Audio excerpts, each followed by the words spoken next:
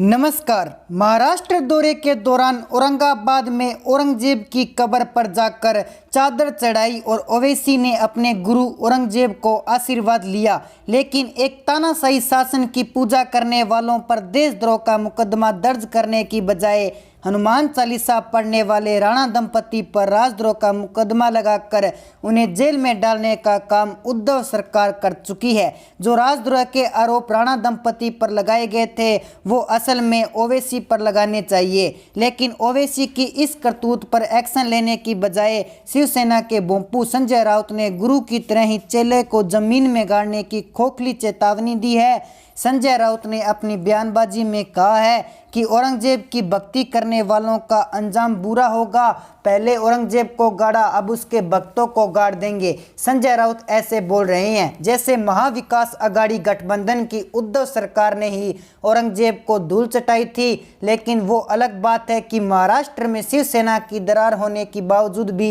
ओवैसी के इस कारनामे पर किसी तरह का एक्शन लेने की हिम्मत मुख्यमंत्री उद्धव ठाकरे में नहीं हुई और संजय राउत ने इसी ओवैसी को औरंगजेब ने दिवाला राजनीतिक स्टंट बताते हुए चैलेंज स्वीकार कर लिया। लेकिन संजय राउत का मानना है कि महाराष्ट्र की राजनीति में ओवैसी औरंगजेब नीति को अपनाते हुए सीएम गद्दी पर कब्जा करने की फिराक में है, जैसे हम कामयाब नहीं होने देंगे। इस तरह से संजय राउत ने ओवैसी के औरंगजेब की कब्र पर चादर और फूल चढ़ाने वाले कारनामे को चैलेंज बताते हुए कोई कार्रवाई करने की बजाय खोखली चेतावनी देकर पल्ला झाड़ने का काम कर दिया है, जो शिवसेना के छत्रपति शिवाजी महाराज वाले सिद्धांतों की तौहीन है। लेकिन एनसीपी सुप्रीम शरद पवार इससे भी 4 कदम आगे निकलकर पाकिस्तान की तारीफ करते हुए इमरान खान को हीरो बता रहे हैं, जो शरद पवार के पाक प्रेम की पोल खोल चुका है। शरद पवार ने इमरान खान की तारीफ करते हुए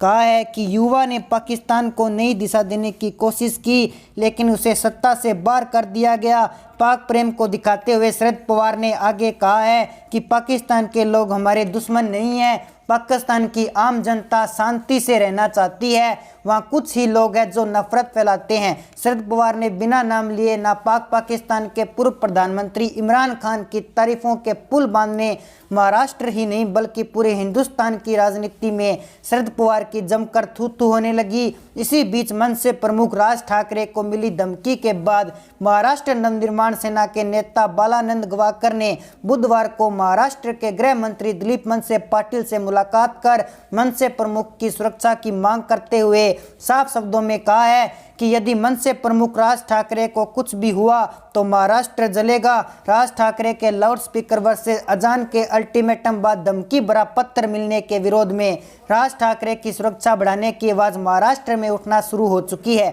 और शनिवार को राणा दंपति ने दिल्ली में एक हनुमान मंदिर में महाआरती करते हुए हनुमान चालीसा का जाप किया और इसी महाआरती के बाद राणा दंपति ने महाराष्ट्र की शिवसेना सरकार और बीएमसी को उद्धव ठाकरे की करप्शन बताते हुए महायुद्ध का ऐलान कर दिया है। उद्धव ठाकरे के करप्शन लंका के खिलाफ महायुद्ध का ऐलान राणा दंपति कर चुकी है और नवनीत राणा ने इसी महाआरती के बाद शिवसेना को कड़ी चुनौती देते हुए कहा है कि राणा दंपति को संजय राउत 20 फुट जमीन में गाड़ने की धमकियां दे रहे थे, लेकिन शिवसेना में हिम्मत है तो औरंगजेब की कब्र पर फूल चढ़ाने वाले के दांत तोड़कर दिखाएं। जिसके बाद शिवसेना के बोंपू संजय राउत के लाउड स्पीकर से एक भी शब्द ओवैसी के खिलाफ नहीं निकला है। खैर, बीएमसी चुनाव से ठीक पहले विपक्ष की घेराबंदी वाले जाल में शिवसेना फंसते हुए साफ साफ दिखाई दे रही है। इसी बीच स्थानीय निकल्या और बीएमसी चुनाव में ठीक पूर्व कांग्रेस एनसीपी के बीच में आपसी तनातनी दिनों दिन बढ़ती जा रही है।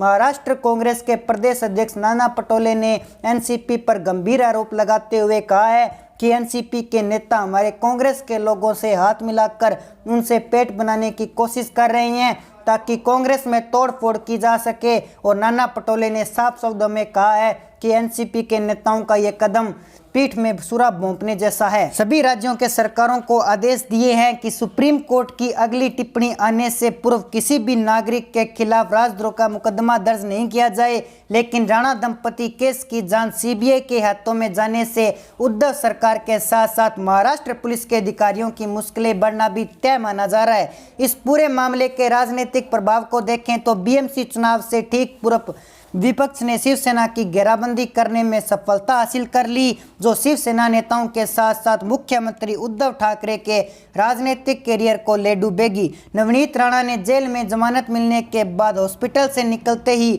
उद्धव ठाकरे को खुल्लम खुला चैलेंज कर दिया, जो शिवसेना के लिए गले की फांस बना हुआ है। नवनीत राणा ने हाथ में हनुमान चालीसा लिए हॉस्पिटल से बाहर निकलते ही मीडिया को दिए बयान में साफ कहा है कि मुख्यमंत्री उद्धव ठाकरे ने उन्हें उस अपराध की सजा दी है जो उन्होंने किया ही नहीं था। उद्धव ठाकरे की तानाशाही के खिलाफ चैलेंज करते हुए कहा कि अब तक उद्धव ठाकरे अपने पिता श्री बाला साहब ठाकरे जी के नाम का उपयोग करके राजनीति में सत्ता का बोझ चकते आए हैं, लेकिन स्वयं उद्धव ठाकरे को राजनीतिक संग्रह नील बटा सन्नाटा है। तो दोस्तों, ऐसे में आपकी जो भी राय है आप हमारे कॉमेंट सेक्शन में ज़रूर बताएं। साथ ही हमारे चैनल को कर लीजिए सब्सक्राइब ताकि हमारे नए नए अपडेट्स आप तक पहुंच सके। जय हिंद, जय भारत।